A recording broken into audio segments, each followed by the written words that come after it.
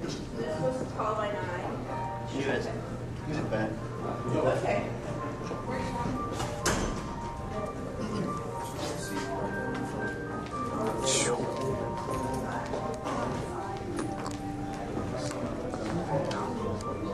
Who have MS, and they will tell you about that. Thanks. Good morning, and I'd like to thank you for the opportunity to take part in this. Give us opportunity to take part in this project. The submission from the University of Westminster from the School of Design and Media, and the three presenters and creators of the project are Paul Pennell, Stuart Wilson, and Adam Kenny. They're recent graduates from the course in Graphic Information Design. And I think we'd argue that graphic information design itself, by its very definition, is interdisciplinary, certainly within its interests. Adam Kenny is now currently a student on the M8 course in Design and Media at the university. I'll leave him to present the project.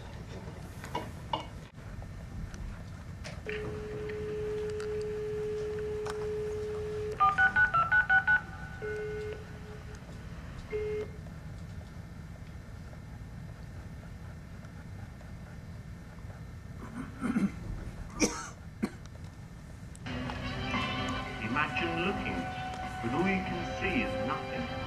The government, the world's green thing.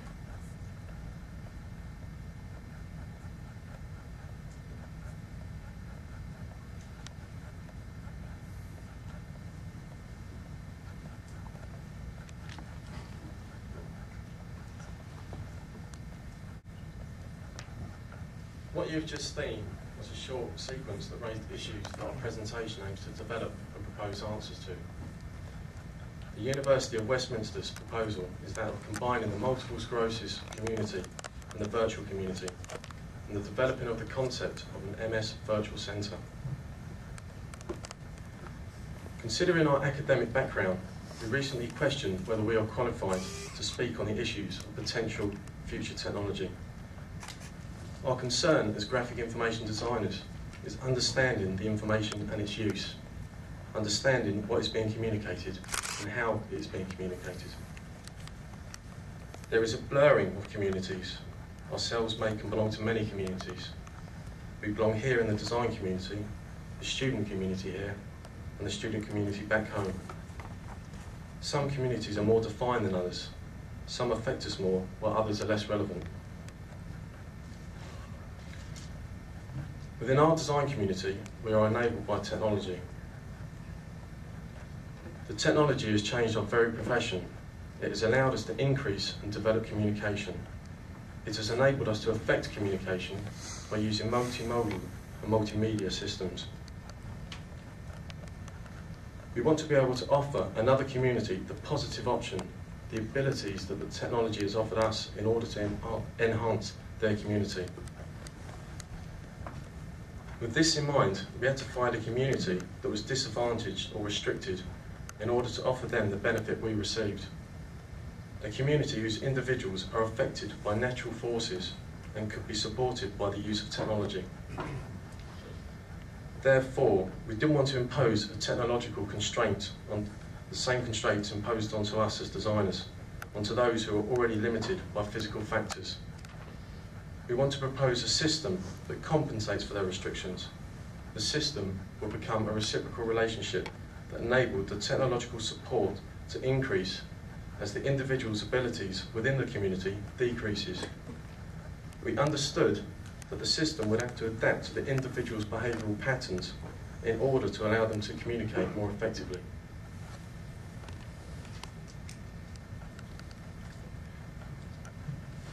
When we started looking at the brief from the beginning, we looked at ourselves and how we are hindered by the technologies we use to produce our work.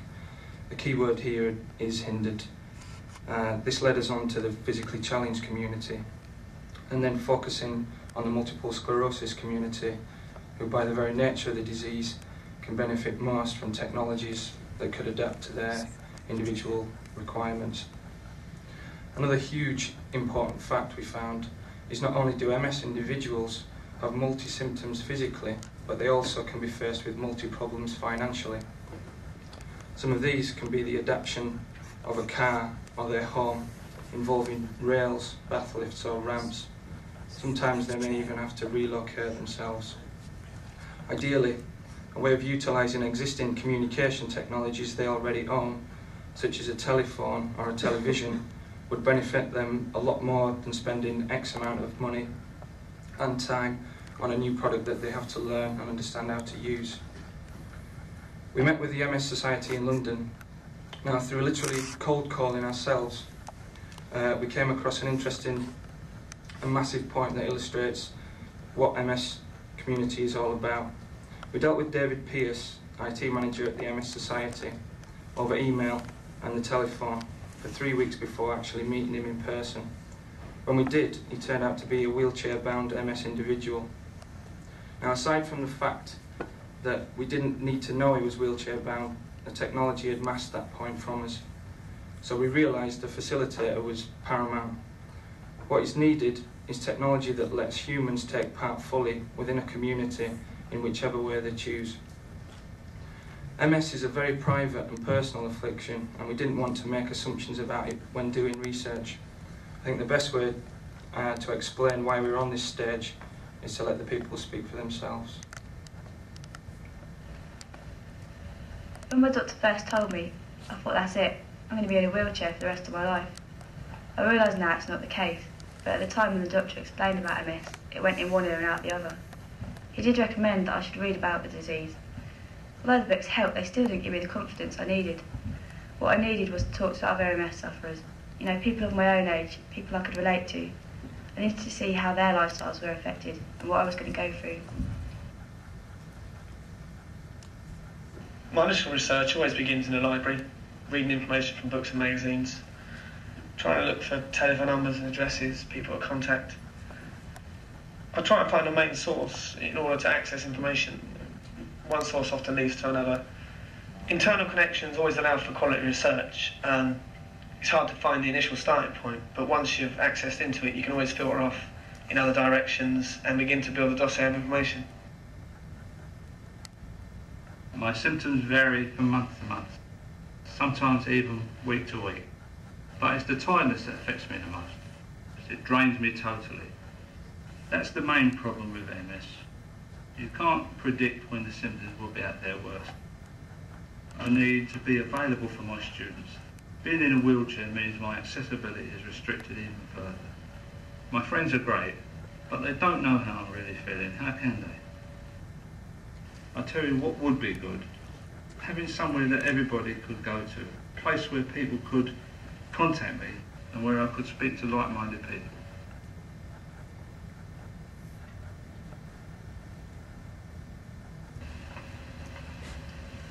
It does get tough at times. Don't get me wrong. I'd do anything for my husband. But I do need to get away from it sometimes. I feel as tired as he does. And it does put pressure on our relationship. But you just have to get on with it. The support we get is wonderful from our family and friends. And also from the MS group. But I wish they could offer more for my husband and for me. I find the only people who seem to understand us or understand what we're going through are others within the MS community. I don't have to cover up anything with them. And at times I wish we had more contact with them. So here we are with 4 individuals isolated from a central point, who all have needs and personal requirements. They're unconnected.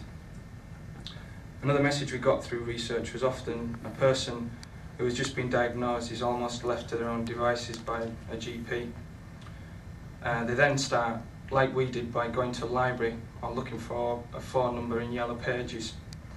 Other MS individuals have mentioned safety and security in the fact that they would only tell anyone how they were really feeling when they were inside a therapy centre or amongst people they could trust, which happens to be a fundamental requirement for communities to form.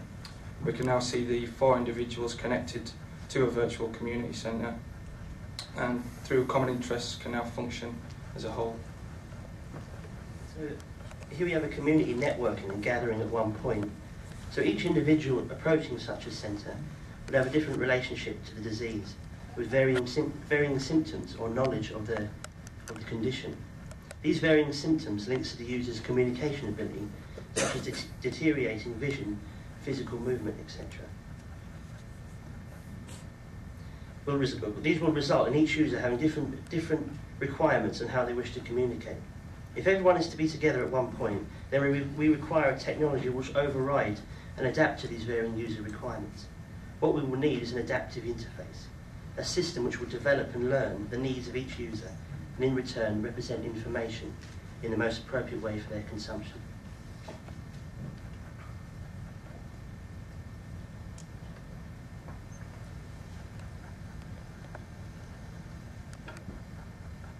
Such a system will not only decide how a user can communicate effectively, but also give them a choice of how they wish to conduct a conversation, as this sequence will develop. Suppose two people make a request for the same information. What is multiple sclerosis? One person is newly diagnosed as having MS. The other person is a researcher wanting medical facts about the disease. People participating within the community have a choice about what form of communication they want. For instance, the newly diagnosed person would perhaps prefer one-to-one discussion with someone, rather like counselling. So they make a request for that specific style of communication. The researcher might want information from a number of different people, so they might send out a request for one-to-many communication. Multimedia offers the possibility for this communication environment and the relationship between user and adaptive system. Such a system would create a safe environment for communication and community using existing technologies. The technology has become transparent, and we will not realise it's there. The user will be unaware of each other's situation or communication ability. In a sense, we now have communication with the emphasis on personality instead of physicality. Ladies and gentlemen, our proposal for Virtual MS Centre.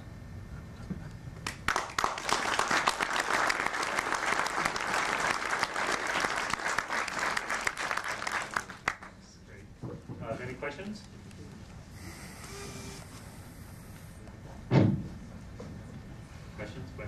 Questions? Okay. You have the floor. Steve Sisler from Apple. I just want to say a friend of mine has been working with community networks of the geographical kind for about 9 years in rural Montana, and he has as his mantra that these should really solve real problems for real people. Now, I think you see this project and certainly the other ones and the ones that are coming up, that seems to be a common theme, is that they aren't working on Metallica concerts or really cool video games. They've come up with some really interesting applications for some real serious problems that may not be sometimes marketable, nevertheless a real challenge. So I'd like to congratulate them on that.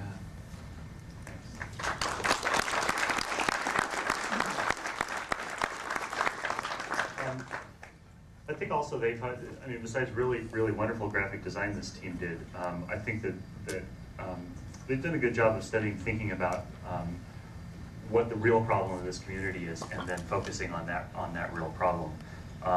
And we noticed that they didn't build a thing, and they pointed out to us that they did something that maybe they consider even a harder design task, which is to really think deeply about the problem, create a framework which people can, following them, can build a number of solutions on without immediately just trying to throw technology at the problem. So thanks, great work.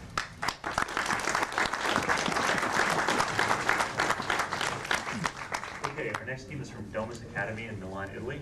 And if they could hear me, I'd like to thank all the students again who can't be here for participating. I would especially like to thank everyone who helped pull this together. I'm not sure whether it shows how much work it takes to do this thing, but it's a fair amount.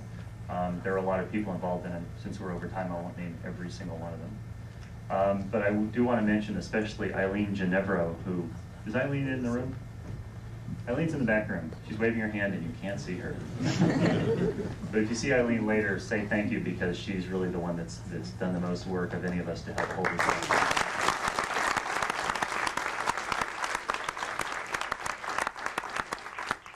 And I would also like to recognize all of the Apple liaisons, and would you please stand up? Come on, don't be shy. All the liaisons, stand up.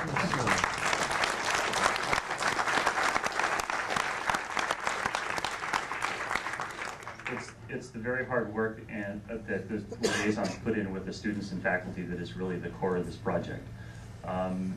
So finally, that's it. Upstairs there will be an open house. If you go outside these doors up the stairs, open house is from 1 o'clock until about 2:30 or so. So please go upstairs and talk to the students and see what they've done. And thanks for coming.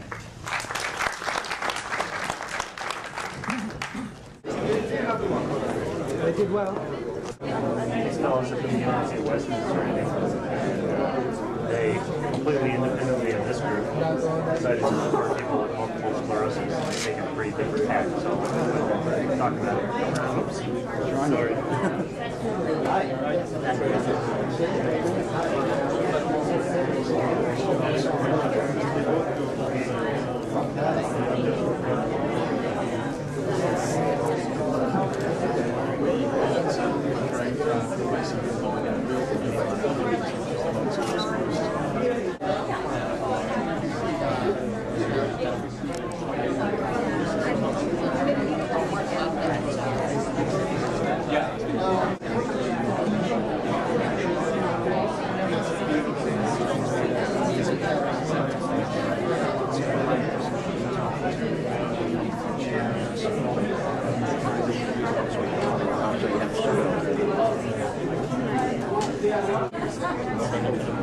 We looked at ourselves first as designers and the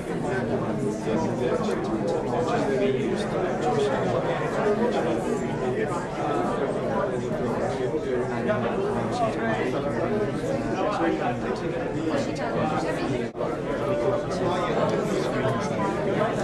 Another major factor as well is cost. You can expect this individual student to spend money on a new product. What we thought would be a better idea would be to utilise our existing communication technologies like telephones, television, finding a way to have one product for one disability. Have you actually tried this model with people who are disabled? Placing the one sensor and linking up the outside of the smaller sensors. The main one in London. Research.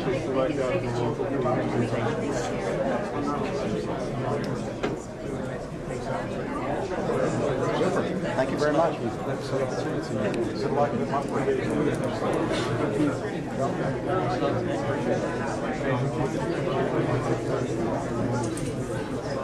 We've got a good gun. Is that a project you know, lads?